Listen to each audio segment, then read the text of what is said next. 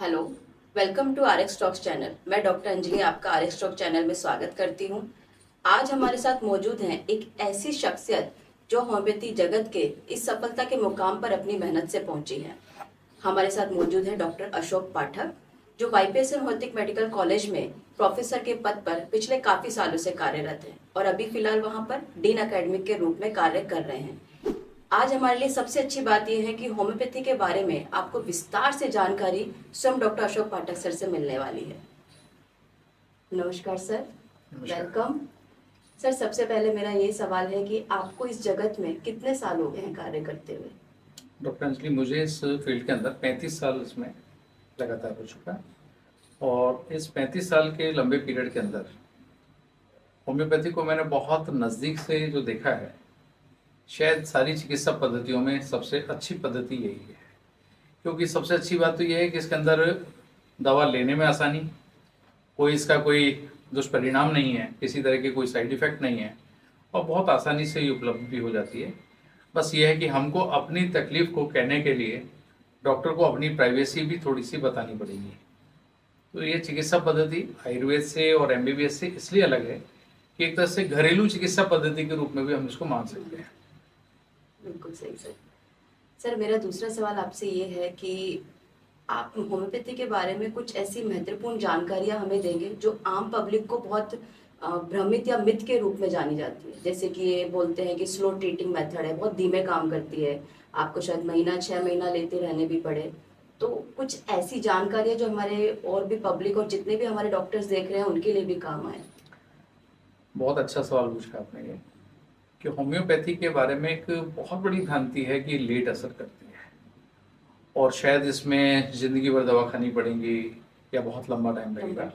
मेरा इसमें आपको सबसे ज़्यादा जो ज़रूरी बात जो कहना चाह रहा हूँ सबके लिए, कि होम्योपैथिक में एक्यूट केस जितना जल्दी ठीक कर सकता है उतना शायद एलोपैथिक में भी नहीं हो सकता। सर, एक्यूट केस मतलब क्या समझें? एक्यूट केस का मतलब ये है कि अभी किसी को पेट में दर्द है हम्म, और बहुत सीवियर पेन है, लेकिन उसका कॉज यदि नहीं पता है हम्म, तो वहाँ सिंपल एलोपैथिक के अंदर कोई भी पेन किलर वगैरह दिया जाएगा। जो भी अचानक आया है। कोई भी अचानक हुआ एकदम से, तो उसको अपन एक्यूट केस में, एक क्रॉनिक केस होता है। तो जो एक्यूट केस के अंदर जो हुआ है, उसको पता लगा कि अभी उसने किसी ने समोसा कचौड़ी खाने से हो गया है, किसी को अपन देखते हैं कि कोई फास्ट फूड खाने से हो गया जो है। बारिश के मौसम में बारिश के अक्सर मौसम होता में है। आजकल जो बीमारियां हैं उसके हिसाब से हम देखते हैं कि ज़्यादातर लोग छोटी मोटी बीमारियों के कारण परेशान होते हैं। उसमें होम्योपैथिक उतनी ही तेजी से काम करती है जैसे एलोपैथिक में इंजेक्शन वगैरह करते हैं। जैसे कुछ लोग नॉनवेज लेते हैं, नॉनवेज लेने के बाद के अंदर उनको तकलीफ हो जाती है, कॉलिक हो गया, कोलाइटिस हो गया, वो लंबे टाइम हो गया। तो उसमें मेरा ये कहना है कि उसमें होम्योपैथिक में भी कोई आदमी सीधे आ गया तो उसको विद इन सेकेंड और मिनट्स के अंदर भी वो ठीक हो सकता है। वाह, मतलब ऐसा है अपने पास। इसमें वाईपीएसएमएच होम्योपैथिक मेडिकल कॉलेज की तरफ से हम लोग अलवर के अंदर जो यहाँ पर जगन्नाथ जी महाराज का जो मेला बढ़ता है, उसके अंदर लगभग हम 30-35 साल से वहाँ कैंप दे रहे हैं। वहाँ कैंप देने का मतलब यदि क्रॉनिक यदि केस होगा तो ठीक ही नहीं होगा। हम वहाँ जो एक्यूट केस में आ रहे हैं, जो मेला घूमने आया है, वहाँ पर उसने टिकिया खा ली है, कोई ऐसी चीज़ खा ली है और वो अचानक एकदम वॉमिटिंग हो गई है, तो हमें सिर्फ ये पता लगना चाहिए कि वो किस कारण से वॉमिटिंग हो रही है, हम उसको उतनी ही तेज़ी से रिलीफ दिला सकते हैं। इसी वजह से हम कैंप लगा रहे हैं मेले में। यदि हमको पता है कि हम 3 दिन बाद ठीक करेंगे तो हमारे पास क्यों आएगा। बिल्कुल सही। तो होम्योपैथिक चिकित्सा पद्धति के अंदर एक चीज़, ये बिल्कुल अच्छा सवाल आपने किया था कि होम्योपैथिक लेट असर करती है, बिल्कुल नहीं करती है, सीधे आ सकते हैं। एक्यूट केस का मतलब ये है कि जो अभी तुरंत केस हुआ है किसी भी कारण से, तुरंत ठीक हो सकता है। बिल्कुल सर। सर, थोड़ा एक पर्सनल सवाल है कि आप इस होम्योपैथी जगत में कैसे आए? मतलब आपके पीछे ऐसी क्या प्रेरणादायक कोई कहानी या कोई ऐसा अनुभव, कुछ इंसिडेंट हुआ हो कि जिसने आपको होम्योपैथी के लिए इतना प्रेरणादायी बना दिया कि आप होम्योपैथी चिकित्सक के रूप में अपना करियर चुन लिया आपने? बहुत अच्छी बात कही आपने। मैं 2 चीज़ें आपको बताऊंगा। एक तो जब मैं बचपन में छोटा था मुझे टॉन्सिल्स बहुत होते थे खुद को। टॉन्सिल्स, ये जो इधर फूल जाते हाँ, हैं, जो गले के अंदर जो गल जाती पड़े। है, और उसमें उस समय की जैसे बच्चों में आदत होती है ना, खट्टा मीठा खा लिया, कोई छोड़ खा लिया, तो उससे ज़्यादातर जो है टॉन्सिल्स पैदा हो जाते थे और अक्सर आज के माँ बाप बहुत उसके परेशान कारण भी हैं। बहुत बड़े बड़े एलोपैथिक में जाकर के हैवी हैवी उस समय पेंसिलिन इंजेक्शंस वगैरह लगा करते थे और 15-15 दिन के दौरान वो चला भी नहीं जाता था। बच्चे वैसे थे, 15 दिन तक टांग से चला ही नहीं जा रहा, इतना हैवी इंजेक्शंस होते थे। बिल्कुल। लेकिन क्या वो खाना पीना तो छूट ही नहीं सकता, बच्चे हैं। तो उस दौरान मुझे आज भी याद आता है, क्योंकि पिताजी भी आयुर्वेद चिकित्सक रहे, सरकारी में वो आयुर्वेद चिकित्सक थे, और वो अपनी दवाइयों के साथ साथ वो होम्योपैथिक में उस समय डॉक्टर सुरेश जी यादव जो अलवर में यहाँ गवर्नमेंट डिस्पेंसरी में रहे, दाऊदपुर में उस समय डिस्पेंसरी होती थी, उस समय उन्होंने मेरे को, आज भी मुझे याद आ रहा है कि उन्होंने कुछ समय मुझे दवाइयाँ दी, और उसके बाद मुझे आज तक टॉन्सिल दोबारा नहीं हुआ। आज तक नहीं हुए? आज तक नहीं हुआ। तो ये एक तरह से होम्योपैथी का इससे बड़ा कोई उदाहरण नहीं हुआ। तो होम्योपैथिक को, जबकि उस समय के जो डॉक्टर्स थे उन्होंने सबने मुझे कह दिया कि आप इसका ऑपरेशन कराना पड़ेगा, और ऑपरेशन कराने के नाम पे बच्चा तो डरेगा ही डरेगा, इंजेक्शन से ही डरता है। तो मुझे एसएमएस के अंदर अपॉइंटमेंट भी दे दिया गया, और एसएमएस में जब मैं पहुंचा तो वहाँ तो मैं ऑपरेशन थिएटर में से जो आवाज़ें आ रही थी उसको डर के वापस आ गया। मैंने कहा भैया मुझे ऑपरेशन नहीं कराना है। पिताजी को मना किया, मैंने कहा कि मैं तो परहेज कर लूँगा लेकिन ऑपरेशन नहीं कराना है। तो ये आपने मेरे से पर्सनल सवाल पूछा। दूसरा एक और मैं घटनाक्रम बताता हूँ जो होम्योपैथिक में मैं कैसे मुड़ा, उसकी भी एक जरूरी है। मैं पीएमटी की अपनी तैयारी चल रही थी मेरी, मैं बीएससी सेकेंड ईयर के अंदर यहाँ आर कॉलेज में पढ़ रहा था। मेरी मदर को लंबे समय से फिस्टुला था, और उनका एक ऑपरेशन अलवर के अंदर हुआ, उसके बाद में एक ऑपरेशन उनका ऑल इंडिया इंस्टीट्यूट दिल्ली में हुआ, लेकिन वो दोनों ही ऑपरेशन उनके फेलियर हो गए। बाद में जब तीसरे नंबर पर कहा गया कि भाई इनको फिर ऑपरेशन करना है, वो लगातार बिस्तर पर उल्टा लेटे रहते थे, कुछ नहीं कर पाते थे, बहुत परेशान रहते थे। अभी लाइव हैं, अभी हैं मदर, और उनको परेशानी इतनी ज़्यादा थी कि वो हम देख नहीं सकते थे। पिताजी चिकित्सक होने के नाते कई जगह प्रयास करते रहे। अंत में उनको किसी ने कहा कि इनको होम्योपैथिक में डॉक्टर पाल साहब हैं जयपुर में, जो उस समय होम्योपैथिक कोटेटा मेडिकल कॉलेज के प्रिंसिपल भी होते थे, कि वो एमआई रोड के ऊपर कहीं कॉफ़ी हाउस में बैठते हैं, उनको आप एक बार दिखाइएगा। तो अलवर में उस ज़माने में पिंक सिटी यहाँ चलती थी, पिंक सिटी से तुरंत वो यहाँ से बैठ करके मदर को लेकर के यहाँ से गए, और आप ताज्जुब करोगे कि वो चिकित्सक के नाते उन्होंने उनको जो सम्मान दिया, जो दिया वो तो ठीक है, वो दवा खत्म होने से पहले उनका रोग ठीक हो गया। इतने ऑपरेशन होने के बाद एंड में होम्योपैथी से परमानेंट क्योर हो गया। उसके बाद जो बार बार तीसरी बार ऑपरेशन कह दिया गया था कि फिर ऑपरेशन कराना पड़ेगा, ऑल इंडिया इंस्टीट्यूट में ऑपरेशन होने के बाद में भी नहीं सक्सेस हुआ, और ये पोजीशन थी कि उनको कितने ऑपरेशन होंगे वो ठीक नहीं हो सकते। 100% ये पोजीशन है। मैंने उसी दिन बीएससी ड्रॉप किया, और फादर को खुद मैंने कहा कि मैं होम्योपैथिक ही डॉक्टर चिकित्सा पद्धति में जाऊँगा, मुझे एमबीबीएस नहीं करना है। क्यों नहीं करना है उसका उदाहरण मैंने आपको दिया है। और आज भी मदर अभी हैं, और आप उनको देखो, आज तक कभी फिस्टुला के लिए तकलीफ नहीं हुआ। वाह सर, ये मेरी प्रेरणादायक जो घटना थी वो मैंने आपको बताई है। मतलब आपके पर्सनल एक्सपीरियंस से सुनकर मुझे इतने गूज बम्स हो रहे हैं कि 3 ऑपरेशन के बाद अब उनको बिल्कुल जरूरत ही नहीं पड़ी। बिल्कुल जरूरत नहीं पड़ी, और आज तक भी ठीक है, वो बीमारी उनको दोबारा नहीं हुई। सर अगर भी आपने मेंशन किया आप बीएससी में एडमिशन ड्रॉप करके आपने होम्योपैथी में एडमिशन लिया, जी। तो अगला सवाल मेरे उन स्टूडेंट्स के काम आने वाला है जिनका अक्सर ऐसा होता है कि एमबीबीएस में एडमिशन नहीं हो पा रहा है जी। किसी भी वजह से, तो उनके लिए हम क्या सजेस्ट कर सकते हैं कि वो बीएससी में जाए, नर्सिंग का? अक्सर बच्चे बहुत कंफ्यूजन में रहते हैं कि हमें कहाँ जाना है, क्या स्कोप है। देखो मेरा ये कहना है कि बीएससी करने के बाद में आदमी 3 साल बीएससी करेगा, उसके बाद में फिर एमएससी करेगा, स्पेशलाइजेशन करेगा किसी कोर्स में, एक लंबा टाइम निकलता है। जबकि 10+2 करके उसमें नीट का एग्जाम यदि देता है और वो क्वालिफाइड हो जाता है। क्वालिफाइड से मतलब ये है कि एक नंबर्स के जो होते हैं इसमें होम्योपैथिक में जो प्रवेश के लिए जो नंबर है, जैसे आजकल जो नंबर चल रहा है जनरल कास्ट के हिसाब से उसमें 162 है ना, उसमें यदि किसी के नीट में नंबर इतने हैं तो होम्योपैथिक वो डॉक्टर के लिए वो अप्लाई कर सकता है ना, अधिकृत है।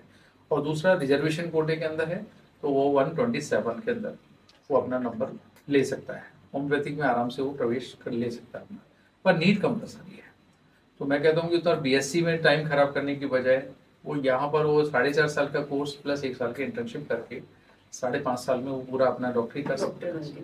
और इसमें अलग से आपको कुछ भी करने की जरूरत नहीं है। एमबीबीएस के बाद तो आपको स्पेशलाइजेशन में जाना पड़ेगा। एमबीबीएस के बाद में आपको निश्चित रूप से एमडी एमएस करना पड़ेगा, उसके बाद में फिर आपको डीएम अच्छा वगैरह सर, करना मतलब पड़ेगा। सर बीएचएमएस करने के बाद प्राइवेट प्रैक्टिस के लिए कोई स्पेसिफिक कोर्स या कुछ ऐसे, नहीं, जैसे आपको एमबीबीएस के बाद तो क्या पोस्ट ग्रेजुएशन बहुत कंपलसरी हो जाता है कि आपको एमएस या एमडी करना बहुत कंपलसरी है, इसमें तो कंपलसरी बीएचएमएस नहीं है। करने के इसमें बाद कर बीएचएमएस सकते के हैं। बाद आप सीधे मार्केट में जाके अपनी प्रैक्टिस कर सकते हैं, और इसमें कोई बहुत ज़्यादा आपको खर्चे की जरूरत नहीं पड़ती। साधारण क्लिनिक अपना खोल करके आप आराम से रूटीन में पेशेंट देख सकते हो, और पेशेंट अच्छी मात्रा में आप ठीक कर सकते हो। इसमें चर्म रोग के अच्छे निदान हो जाते हैं, स्त्री रोगों के विशेष रूप से हो जाते हैं, जो साइकेट्रिक पेशेंट्स के रूप में जो लोग परेशान होते रहते हैं, दिन भर नींद की गोलियां खा रहे हैं, है ना, आइसोलेटेड रहना पसंद कर रहे हैं, उन सब की लाइफ को देखते हुए सबसे अच्छा ये है कि होम्योपैथिक चिकित्सा से वो पूर्ण रूप से ठीक हो सकता है। सर अभी आपने जैसे बताया बचपन में आपको टॉन्सिलाइटिस हुआ था, अभी क्या है जनरेशन बहुत चेंज हो रही है, तो जो क्रॉनिक बीमारियां जैसे डायबिटीज हो गया, थायराइड हो गया, बचपन से ही बच्चों के अंदर आ गई है, ऐसा देखने को मिलता है, तो इसमें होम्योपैथी का रोल बहुत अच्छा है क्या? होम्योपैथी का इन सारी बीमारियों में तो है ही रोल है इसमें। मेन जो चीज़ मैं जो बताना चाह रहा था आपको बीच में, कि आप अभी मैंने जैसे एक्यूट केस का बताया था, है ना, एक्यूट केस में। क्रॉनिक केस में यदि हम चलते हैं तो एक हाइपरटेंशन एक आजकल बहुत कॉमन चीज है। हाइपरटेंशन में एलोपैथी के अंदर एक दवा फिक्स हो गई कि ये तो आपको खानी ही खानी पड़ेगी। इवन पेशेंट भी मान लेता है कि ये तो मुझे लाइफ लॉन्ग लेनी है, मेरे डॉक्टर ने कहा है। थायराइड में कह देता है कि ये तो मेरे को लेना ही लेना है ना, ये तो मेरे को डॉक्टर ने कहा है। कितने एमजी की ले रहे हैं सर? वो मैं 50 एमजी का 100 एमजी का मैं ले रहा हूँ। मैं आपको एक एग्जांपल देना चाह रहा हूँ। एक पेशेंट मेरे पास में है जिसको थायराइड के कारण, अब जिसको अपन सिंपल गोइटर जो बोलते हैं, या गांठ सी बन जाती है, और वो उसको डेवलप होना शुरू हुआ। एज भी ज़्यादा नहीं थी, 25 और 27 के आसपास, हरियाणा की पेशेंट थी। उसका बार बार ये कहना था कि सर मैं गोली से परेशान नहीं हूँ, मैं थायराइड से नहीं, ये मैं गांठ से परेशान हो रही हूँ, और इसके लिए उन्होंने एलोपैथी में ऑपरेशन बोला। उनको साइकोलॉजिकल इफेक्ट एक ये था कि मैं होम्योपैथी में सर ये मेरी गांठ ठीक हो सकती है क्या, क्योंकि उन्होंने तो ऑपरेशन बोल रखा है, और मैं ये 25 mg की वो मेरे को अभी थायराइड की दवा दे रहे हैं। हमने उसको 25 mg वाली दवा भी बंद की, और उसकी गांठ भी 6 महीने के अंदर तो कंप्लीट डिजॉल्व हो गई विदाउट एनी ऑपरेशन। तो ये होम्योपैथी का आपको मतलब चमत्कार नहीं कहूँगा, इसको पूरा ट्रीटमेंट है, क्योरेबल ट्रीटमेंट। इसलिए होम्योपैथी में कहा गया है कि ट्रीटमेंट नहीं है, क्योरेबल ट्रीटमेंट है, तो जड़ से ठीक करना जिसको हम बोलते हैं। सर मैंने सुना है एलोपैथी डॉक्टर्स में कुछ होम्योपैथी दवाइयाँ यूज करते हैं अपनी प्रैक्टिस में। बिल्कुल ठीक सुना है, वो अपनी फैमिली के लिए भी होम्योपैथिक चिकित्सा लेते हैं। और आपको एक जानकारी दे दूं मैं कि कैलकेरिया फॉस जो डेंटेशन पीरियड में हम लोग देते हैं, वो आजकल आपको पूरे इंडिया में ऐसा कोई भी स्टोर नहीं होगा जो कैलकेरिया फॉस जर्मन की ना रखता हो। होम्योपैथिक मेडिसिन है वो, और उसको मोस्टली एलोपैथिक वाले स्टोर वाले इसलिए रखने लगे क्योंकि जाकर के वो मांगते ही उन्हीं से हैं। होम्योपैथिक स्टोर हर जगह नहीं हो पाता कई बार, तो वो जाके उनसे मांगते हैं, तो वो भी रखते हैं। बाकी एलोपैथिक का ट्रीटमेंट की जो बात है, वो जितना भी समझ पाते हैं, एलोपैथिक में जो एलर्जिक जो ट्रीटमेंट्स हैं वो मोस्टली एंटी एलर्जी के अलावा कुछ नहीं दे पा रहे हैं। लेकिन यहाँ इंडिविजुअल रेमेडी उसके पेशेंट के कॉन्स्टिट्यूशन के हिसाब से, उसके मेंटल सिम्टम के हिसाब से, उसकी पर्टिकुलर जिस चीज़ से एलर्जी है उसके हिसाब से एक इंडिविजुअल रेमेडी निकल करके आती है, जिससे हम उसको क्योरेबल ट्रीटमेंट दे सकते हैं। तो सर अपनी होम्योपैथी चिकित्सा पद्धति बाकी जो अदर चिकित्सा पद्धति चल रही है उनसे अलग कैसे है? क्या चीज़ उनको सबसे अलग बनाती है होम्योपैथी को? देखो, ये सारी चिकित्सा पद्धतियाँ अपने अपने विचार से अलग चलती हैं। जैसे एमबीबीएस का अपना सिद्धांत अलग है ना, एलोपैथी का, ऐसे आयुर्वेद का अलग है, होम्योपैथी का अलग है। होम्योपैथी जो टोटली जो काम करती है वो वाइटल फोर्स के हिसाब से काम करती है। हमारा जो वाइटल फोर्स के हिसाब से, जैसे हम कहते हैं कि हमारी बॉडी हर चीज़ को अलग अलग तरीके से लेती है। मेंटल सिम्टम में इसीलिए हम काउंट करते हैं कि पेशेंट अपने बारे में बता पाता है कि मेरे को यहाँ अंदर जो है बर्निंग फील हो रही है, तो अंदर आग थोड़ी लग रही है, लेकिन उसको आग सब फीलिंग इम्पॉर्टेंट है। मेरे को ऐसा लग रहा है, मेरे को बहुत तेज प्यास लग रही है, और प्यास में भी कई बार ऐसा होता है कि बहुत ठंडी लग रही है, बहुत गर्म पानी की इच्छा हो रही है। तो जो बॉडी फील करती है उसको मेंटल सिम्टम्स के अंदर लेकर के हम मेडिसिन के रूप में देते हैं। प्यास भी कितनी लग रही है उस पर भी उसकी भी मेडिसिन अलग हो जाती है, बिल्कुल अलग होती है। जैसे कई बार सिप करने की इच्छा होती है, पेशेंट कहता है मेरे को 1 घूंट पानी पीना है। कई बार बहुत ज्यादा ग्लास पानी क्वांटिटी में पीना। ले लेता है। तो इस पे भी मेडिसिन अलग अलग काम करती है।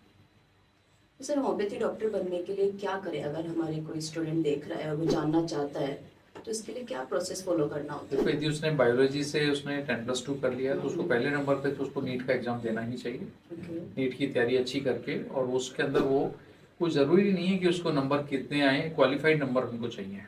उसमें वो बच्चा यदि एडमिशन लेता है 300 वाला भी लेता है, इंटरेस्ट यदि है तो उसको 500 वाला भी लेगा। उसको MBBS करना ही नहीं है, जैसे मैंने अपनी हिस्ट्री में बताया था कि मुझे MBBS में जाना ही नहीं है, मुझे आयुर्वेद में जाना ही नहीं है। जबकि पिताजी और दादाजी दोनों आयुर्वेद चिकित्सक थे, जिला आयुर्वेद अधिकारी थे। जो दादाजी हैं जिला आयुर्वेद अधिकारी, लेकिन मैंने कहा आयुर्वेद में मुझे नहीं जाना है, सिर्फ होम्योपैथी में जाना है। तो कुछ बच्चे ऐसे हैं कि जो नंबर ज़्यादा आ गया तो उनका फर्स्ट चॉइस भी होम्योपैथिक है। उसमें एक एग्जांपल मैंने अपना दिया। आज आप ट्रीटमेंट के माध्यम से एलोपैथिक से कहीं कम नहीं है। आज ऑनलाइन जो है मेरे पेशेंट